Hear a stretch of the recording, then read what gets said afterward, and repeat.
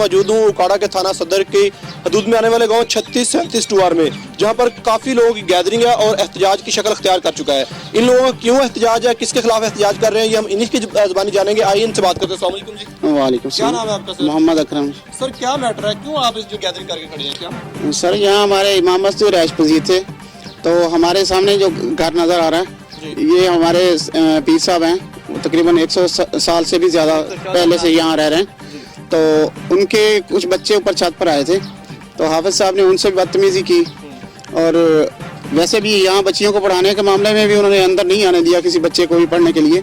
तो घर में भी नहीं पढ़ाने देते थे बच्चियों को भी। तो वो घर में क्या करते थे, इसी वजह को छुपाने के लिए वो अंदर नहीं किसी को आने देते थे। आपके ख्याल में वो घर में क्या करते थे? हमें तो ये जो नज़र आ रहा है अभी अंदर ये कुछ पुड़ियाँ पड़ी हैं और ये भट्टी वगैरह तोड़ी पड़ी है, पता नहीं यहाँ क्या करता होगा, किसी को पता तो चला नहीं आज तक। तो अभी उनके जाने के बाद हम इनके घर में आए हैं तो देखा ये सब कुछ ऐसे हुआ पड़ा है। तो उसको निकाल दिया गया? हाँ, उसको निकाल दिया गया। बात यह है कि कारी साहब यहाँ पे जब आए थे तो उन्होंने उस वक्त इंतशार फैलाना शुरू कर दिया, गिरोह बनाने शुरू कर दिए, बाप को बेटे के खिलाफ कर दिया, भाई को भाई के खिलाफ कर दिया।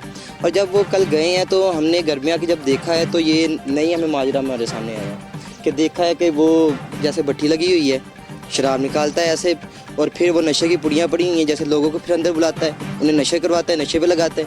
ये ऐसे मामला इसके हमने देखे हैं, तो फिर हमने ये कार्रवाई का सोचा कि हम भी फिर वो दूसरे का उल्टा हम पे वो उल्टा जोर कोतवाल को डांटे, वही हिसाब इसने कर दिया। अच्छा, जब वो यहाँ पे मौजूद था तो आपने कुछ लोगों को, गैर लोगों को उनके घर में आते जाते? जी बिल्कुल देखा गया है, उसके घर गैर मर्द आते देखे गए हैं, उन्हें बुलाता रहा है, अंदर लाता रहा है। अब ये नहीं पता वो हमें ये शो करवाता कि ये हमारे मेहमान गेस्ट आए हुए हैं, कि जाहिर है जो उस नशे पे लग चुके हैं उन बेचारों का क्या कसूर था, वो तो खुद उसे दावत देता बुराई की तरफ। ये इमाम मस्जिद था या कोई बदमाश या चोर था जो दूसरों को नशे पे लगा रहा है, उनकी ज़िंदगी को तबाह कर रहा है? उनके घर वालों को वो क्या कसूर था कि उनके बच्चों को, उनकी औलाद को बिगाड़ा है?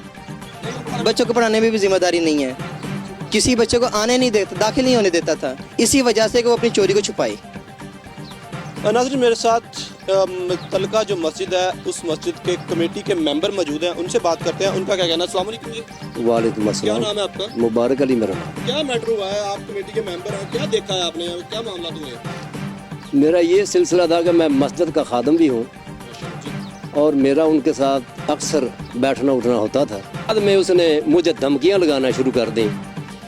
कोई एक तो मस्जिद में बैठ के धमकी लगाई कि मैंने इनके खिलाफ और आपके खिलाफ, आपके बच्चों के खिलाफ भी चाक